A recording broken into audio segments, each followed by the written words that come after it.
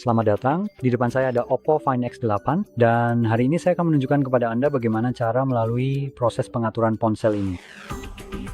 Jadi, ketika Anda menyalakannya untuk pertama kali, Anda akan disambut dengan layar halo yang sama dan klik pada panahnya. Temukan bahasa yang Anda inginkan dari daftar, lalu klik berikutnya. Di sini Anda bisa memilih wilayah Anda yang sebenarnya tidak terlalu penting. Tapi apapun yang Anda pilih, saya tidak akan memilih Amerika Serikat. Saya sarankan untuk memilih wilayah Uni Eropa manapun, karena ini secara fundamental menentukan hukum yang berlaku. Anda bisa sangat yakin bahwa Uni Eropa memiliki hukum yang paling ramah konsumen, tidak seperti Amerika Serikat, yang cenderung memberlakukan aturan yang ketat dan jelas lebih memihak korporasi besar. Jadi pilihlah negara-negara Uni Eropa seperti misalnya Polandia atau negara anggota lainnya. Baiklah, kita lanjut.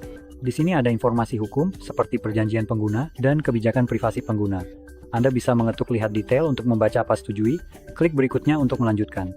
Saya ingin menekankan sebenarnya kita belum menyetujui salah satu dari ini. Kita hanya memilih berikutnya, hanya sedikit hal yang menarik. Selanjutnya, kita punya pengaturan perangkat lain. Jadi ini akan memungkinkan Anda untuk memindahkan hal-hal seperti kontak, aplikasi, dan sebagainya dari perangkat lama Anda. Jika saya tidak salah ingat, ini akan menggunakan akun Google, jadi apapun yang terhubung dengan akun Google akan dipindahkan, apapun di luar itu tidak akan dipindahkan. Selanjutnya, sambungkan ke Wi-Fi. Langkah ini sepenuhnya opsional, dan Anda tidak perlu melakukannya. Jika Anda mau, Anda bisa melewatinya. Perlu diingat jika Anda memilih untuk melewati koneksi Wi-Fi dan tidak memasukkan kartu SIM, perangkat Anda tidak akan memiliki koneksi jaringan.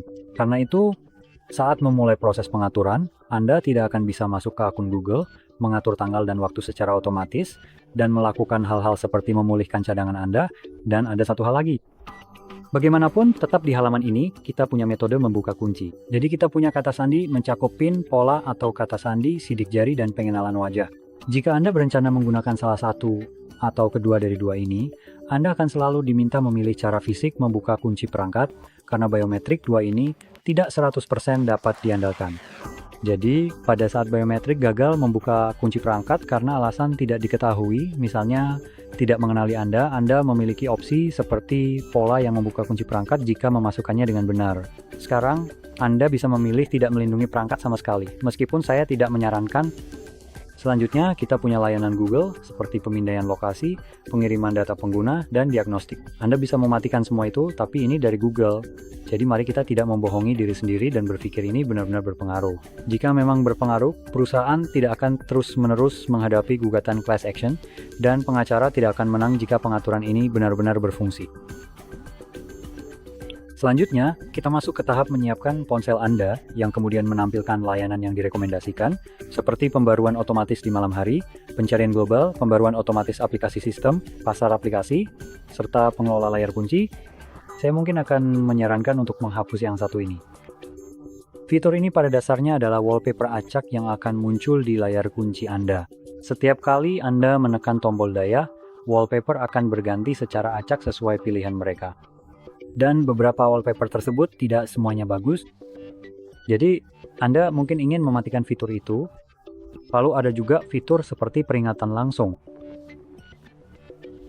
Peringatan langsung ini kalau saya tidak salah adalah hal-hal yang mereka seperti notifikasi atau pesan tentang misalnya cuaca berbahaya dan hal-hal semacam itu. Saya tinggal di Polandia, mereka itu dan cuaca paling berbahaya yang dapat kita alami di sini adalah angin kencang.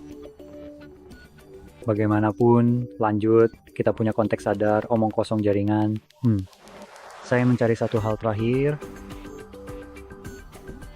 Kami punya sesuatu yang baru, mesin layanan AI. Kedengarannya agak menyebalkan. Koneksi cepat. Satu hal lagi di sini. Kita punya koneksi cepat. Nah, ini mengacu pada NFC dan Bluetooth. Dan kalau saya tidak salah, ini juga mengacu pada jika kamu pernah misalnya naik transportasi umum, kamu akan mendapatkan pop-up di bagian bawah layar untuk terhubung ke misalnya beberapa headphone atau earbud JBL atau beberapa Sony XM, 1000-an atau apapun itu. Secara pribadi, saya merasa ini sangat mengganggu. Saya bisa saja menghubungkan perangkat Bluetooth saya sekali dan melakukannya secara manual daripada harus melihat pop-up itu. Memang menyenangkan saat pop-up itu muncul ketika kamu benar-benar ingin menghubungkan sesuatu. Tapi secara pribadi saya mengalami pop-up ini 90% dari waktu justru ketika saya tidak ingin menghubungkan apapun. Dan yang lebih menjengkelkan lagi, kadang pop-up itu muncul sampai 3 kali berturut-turut ketika kamu mengklik keluar dari halaman untuk menyingkirkannya. Lalu tiba-tiba muncul lagi. Jadi secara pribadi saya benar-benar tidak suka ini. Saya juga sedang mencari satu opsi lagi di sini, tapi sepertinya sudah diganti namanya atau mungkin dihapus. Saya rasa hanya diganti namanya, jadi saya akan melewatinya saja dan lanjut ke bagian berikutnya. Selanjutnya kita punya navigasi, ada gestur dan tombol. Pilih yang kamu sukai, saya lebih suka gestur, ini menyelesaikan proses pengaturan. Jadi klik mulai, dan ini seharusnya membawa kita ke layar utama. Nah, seperti itu. Dengan demikian, semoga ini sangat membantu kamu. Dan jika iya, jangan lupa untuk tekan like, subscribe, dan terima kasih sudah menonton.